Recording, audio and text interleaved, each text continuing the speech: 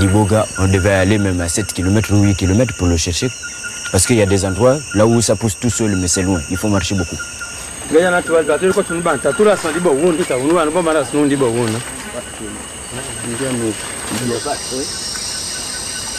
Ah, justement, il y a le bois sacré. Ah bon? Oui. Ah oui, c'est lui. Ça, c'est le bois sacré. Basser, il faut casser. Basser. Essaye de casser. Oui, ça c'est le bois sacré, ça c'est le même. Voilà. Alors la différence qu'il y a entre celui qui est en forêt et celui qui est au village, ce sont les graines. Alors les graines au village, c'est tout petit et un peu long, mais ici en brousse ça grossit parce que c'est sauvage. Bien sûr. Voilà.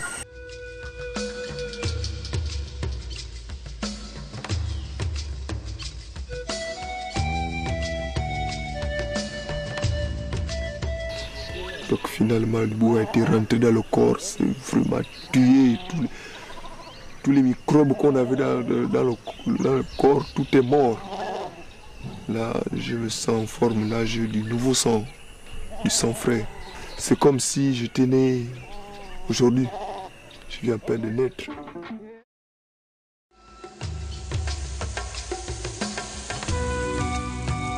Добрий день. Я не міг побороти в собі залежність, поки не пройшов ініціацію богаїном. А у свої 27 років я не міг і дня без швидкості спайса. І я, чесно, не хотів вживати, але не міг.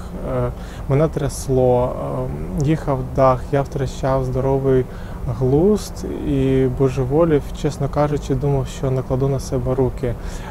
Потім я розповів своїй матері про це, вона звернулася до наркологів і ті підсадили мене на метадон.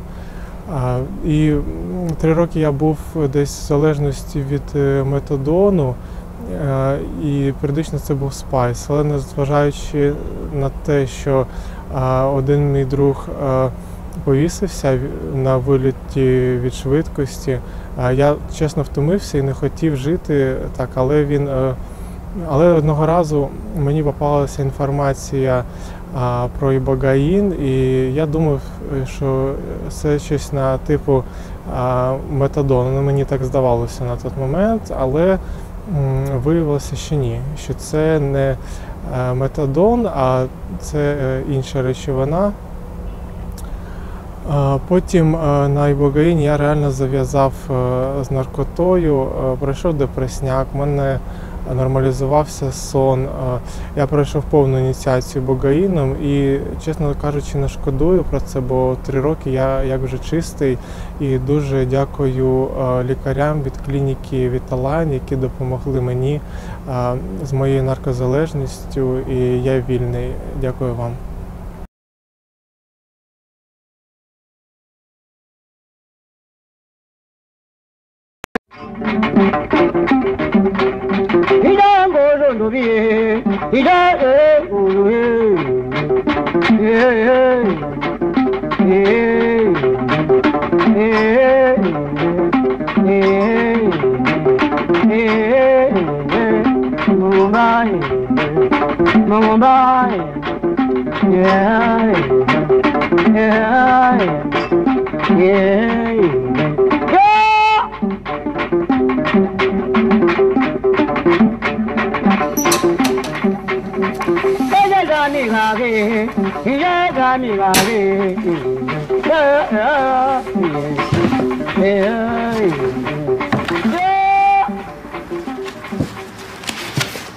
Donc ce spécimen de Tabernanthe iboga est un type, c'est-à-dire une plante qui a servi pour la description de l'espèce, qui a été récoltée par M. Dubélé au Gabon en 1863-64. C'est un des plus anciens spécimens que l'on ait, nous. Et au niveau du Gabon, ça fait des millénaires qu'on utilise cette plante. Au départ, c'est une plante qui pousse au bord de mer. L'iboga au niveau du Gabon n'est pas consommé rien que par les humains. Oui. Donc même les animaux consomment de l'iboga. C'est grâce aux animaux que aussi on a découvert que cette plante pouvait se manger et pouvait soigner. Voilà. C'est la plante qui fait le lien du sacré et de l'initiation et le lien vers les plantes thérapeutiques. Donc c'est une plante qui soigne. Et certains diront aussi une plante qui sauve. Alors le bouti, c'est la religion organisée autour de l'iboga. Le nom bouti, c'est spécifiquement au niveau du Gabon, premièrement, ça veut dire Dieu. C'est toute l'école scientifique qui existe au niveau des cérémonies et de l'apprentissage. Quand tu rentres dans le bouti, c'est en fait te découvrir toi-même et te connaître toi-même et faire un retour sur soi-même. Là, nous sommes dans le domaine des plantes sacrées que l'on retrouve vraiment partout dans le monde, dans toutes les traditions. Il y a beaucoup de plantes qui ont ces caractéristiques. Nous les appelons, avec un peu de curiosité et un peu de mépris aussi, les hallucinogènes. Et elles ont cette caractéristique, ces plantes, que nous ne savons pas quoi faire avec. Car lorsqu'on les consomme, sans guide et sans rite et sans base culturelle, eh bien ça provoque effectivement des hallucinations, des visions dont nous ne tirons pas grand-chose. Et en tout cas dont nous ne tirons rien du tout pour la médecine. Alors par contre, les choses sont totalement différentes lorsqu'on est au Gabon. Et là, toute une série de rituels sont mis en œuvre pour la consommation de cette plante, dont on va savoir maîtriser les effets.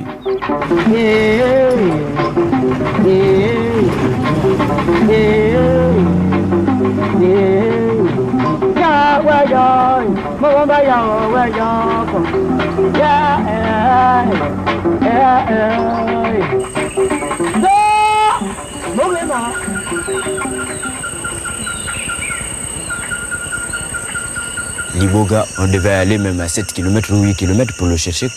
Parce qu'il y a des endroits là où ça pousse tout seul, mais c'est loin. Il faut marcher beaucoup.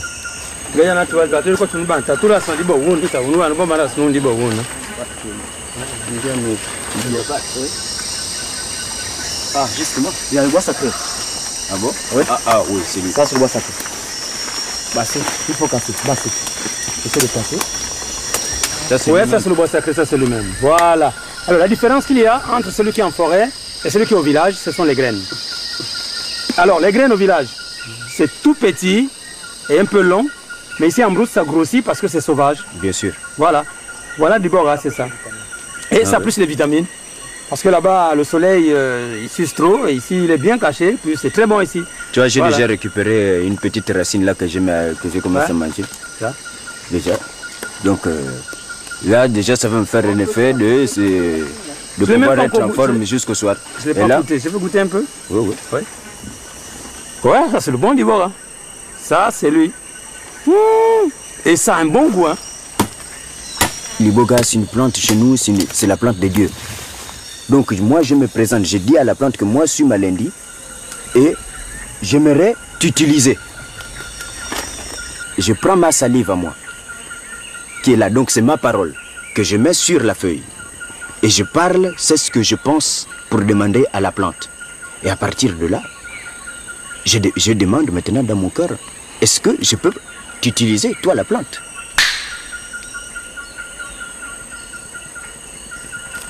À partir de là, tu peux partir.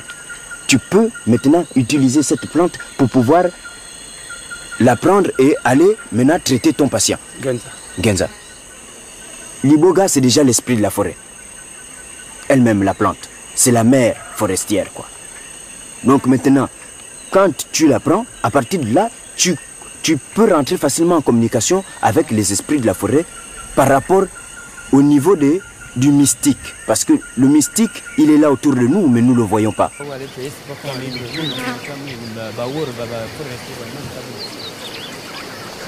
Il y a deux types d'initiation. Il y a l'initiation à la religion iboga. On n'est pas malade. Mais vous partez vous initier, comme vous partez prendre le baptême à l'église catholique. Ça, c'est une initiation religieuse. Il y a l'initiation thérapeutique. La personne est malade. Il va voir un imam et il va dire la guérison n'est possible qu'après initiation.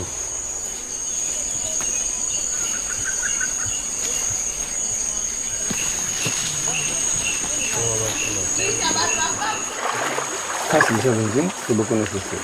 On passe en dessous.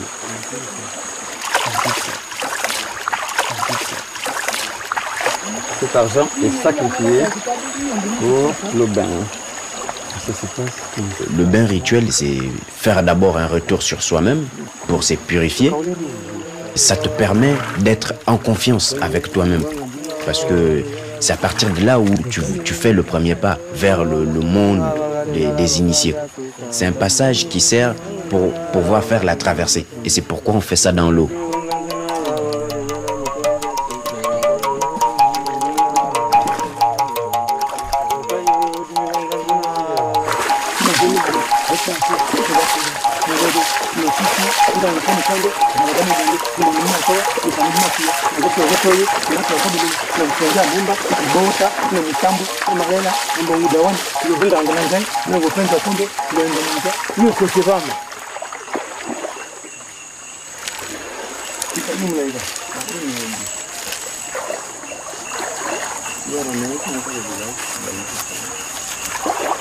Je puisse m'aider moi-même dans mes problèmes, tout ce que j'ai, et que l'initiation que j'ai fait, ça doit bien se passer.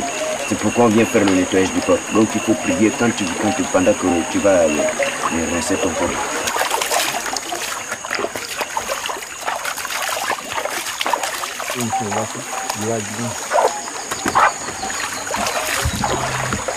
Si jamais dans ta vie tu as volé quelqu'un, tu dénonces. Si tu as tué quelqu'un, tu dénonces. Ici c'est le baptême. Si tu n'as jamais fait, tu dis je n'ai jamais fait.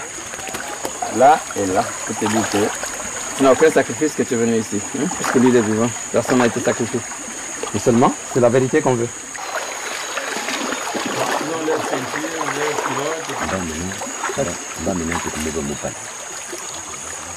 Normalement, le pagne rouge, c'est le sang, la naissance. Maman, quand l'enfant vient, il y a d'abord de l'eau.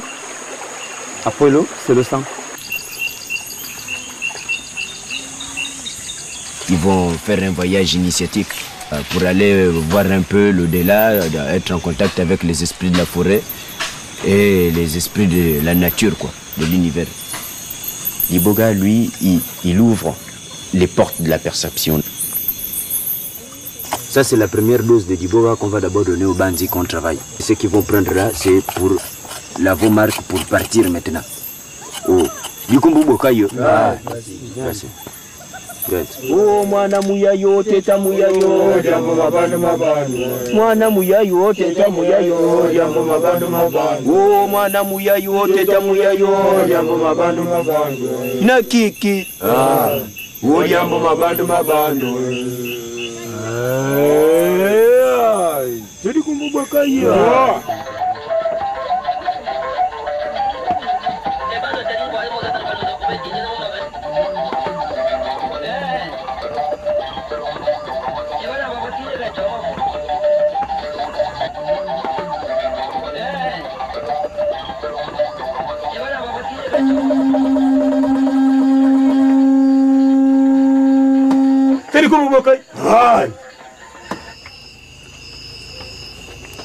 Le bouti, c'est d'abord la volonté.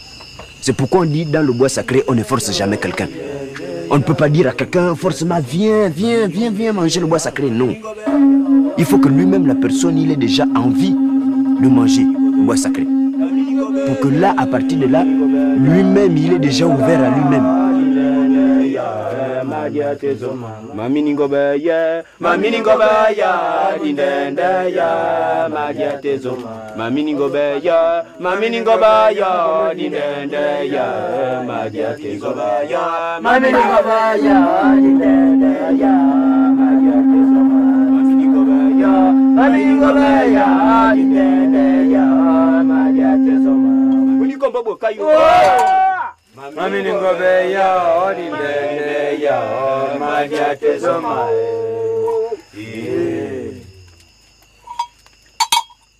Le père spirituel, c'est celui qui s'occupe de te donner l'iboga, qui te donne l'iboga pour manger. Le parrain, c'est celui qui s'occupe de toi pour te surveiller pendant tout tes mouvements dans l'initiation. Et la mère, c'est celle qui s'occupe de toi si tu as besoin d'eau, si tu as besoin de te laver, si tu as besoin de quoi que ce soit. Donc quand elle est partie là, tu as tout, ça s'est arrêté. Et tu as vu. Parle-nous encore des bateaux que tu voyais là. tous les bateaux. Et les bateaux là, il y avait beaucoup de gens. Beaucoup dans les bateaux. Ils étaient tous en blanc. Ils venaient avec un chant. Tu as froid maintenant, c'est là où, dans le boutier, il faut maintenant s'asseoir d'abord.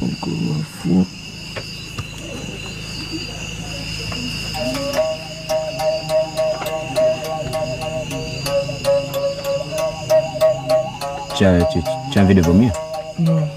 Hier, tu as beaucoup visionné alors? Oui. Mais je ne savais pas que c'était ça qu'on me demandait de voir. Hier, j'ai beaucoup. Qu'est-ce que tu as vu? Des images. Des images? Oui. C'est des hommes, c'est des femmes, c'est de qui? Des hommes.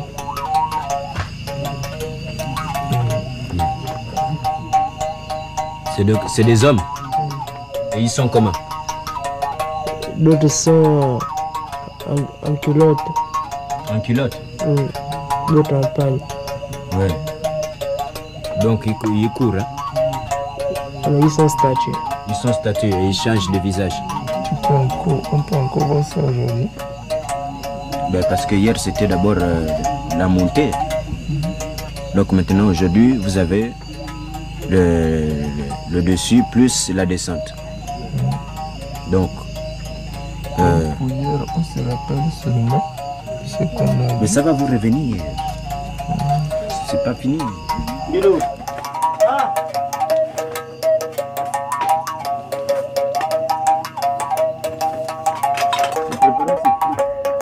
Quand tu joues de l'art, ça te calme déjà au niveau du cerveau, ça met le cerveau à une vibration très stable.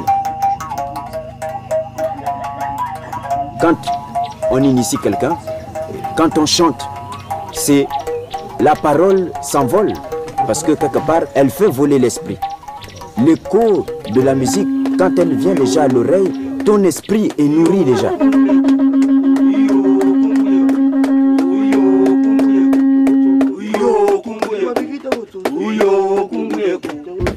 Chantez le bouti, mon Dieu.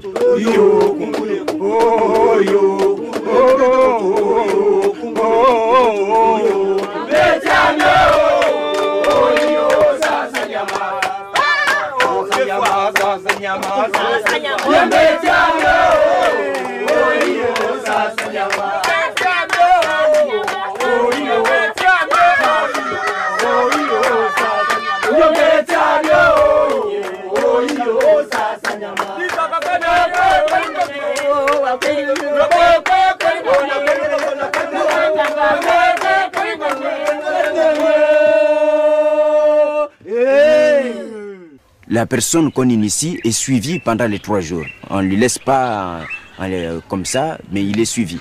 Et il y a toujours quelqu'un qui est là à ses côtés pour le surveiller, pour le guider. Parce que là-dedans, il peut y avoir des visions qui peuvent faire peur à la personne qui s'initie. Et s'il n'y a pas quelqu'un qui lui dit, bah, écoute, c'est pas la peine d'avoir peur, ce que tu as vu, c'est ça, c'est ça, c'est ça, plus lui l'expliquer pour qu'il comprenne mieux et qu'il puisse voyager sans aucune peur. Aya, Lumeya, Aya, Lumeya, Aya, Lumeya, Aya, Mukanga, Aya, Lumeya, Aya, Mukanga, Aya, Lumeya, Aya, Mukanga, Aya, Lumeya, Aya,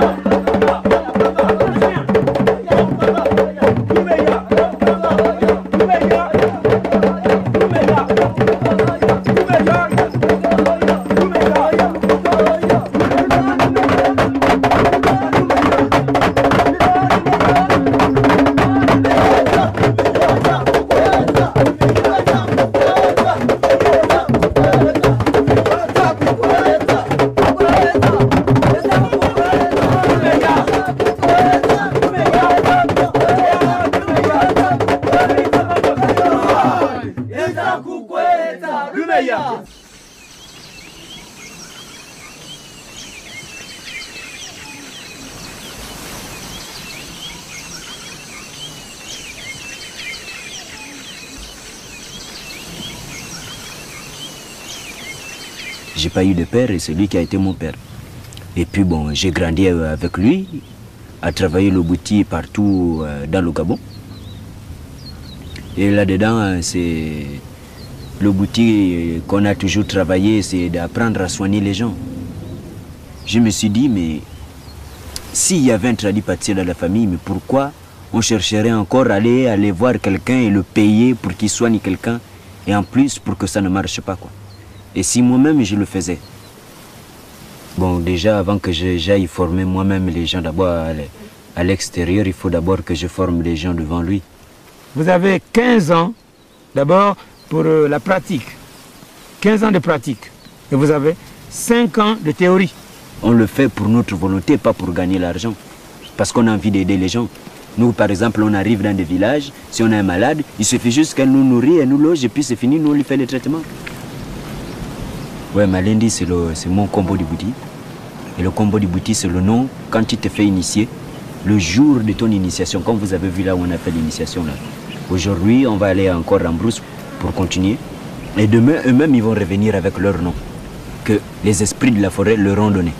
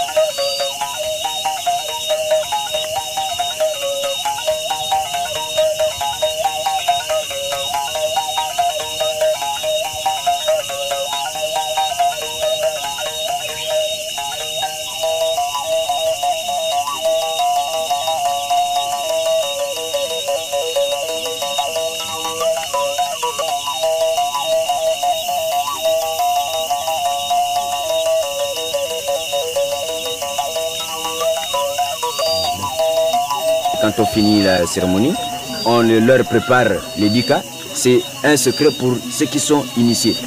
C'est des plantes, c'est des bois de la forêt qu'on mange. C'est pour lui donner des visions continuelles. L'initiation t'amène à une sorte de clairvoyance. Tu peux savoir des choses que les autres ne savent pas. Tu peux dire à l'autre, mais moi je te vois que dans ton ventre là, mais ça ne va pas. Hein. La vision du bouti, c'est le présent, le passé et le futur.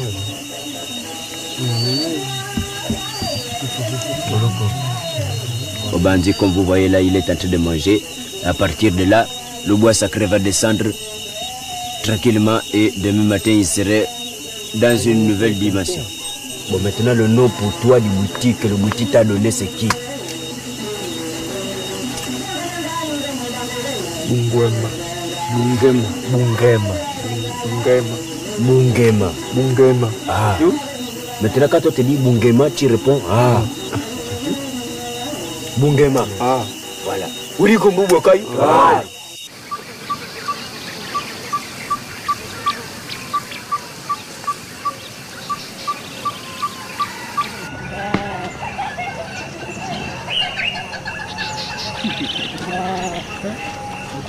Les problèmes que j'avais, ils sont vite remédiés. Quand je les ai vus moi-même, de mes propres yeux, j'ai finalement compris que là, vraiment, c'est vrai que Dibouga est fort. Jusqu'à présent, là, je ne me sens même pas bien. Parce que ce que j'ai vu, c'était horrible. C'était beau. J'ai vu assez de blancs, plein de blancs, il n'y avait pas un noir. J'ai vu assez de bateaux, beaucoup, remplis de monde. Ils étaient pleins. C'est venu spécial pour moi, pour venir m'acclamer mon arrivée. Je suis encore embêté par le vertige. Le vertige et la fatigue du voyage. Donc finalement, le bout a été rentré dans le corps, c'est vraiment tué. Tous les microbes qu'on avait dans le corps, tout est mort. Là, je me sens en forme, là j'ai du nouveau sang, du sang frais. C'est comme si j'étais né aujourd'hui. Je viens à peine de naître.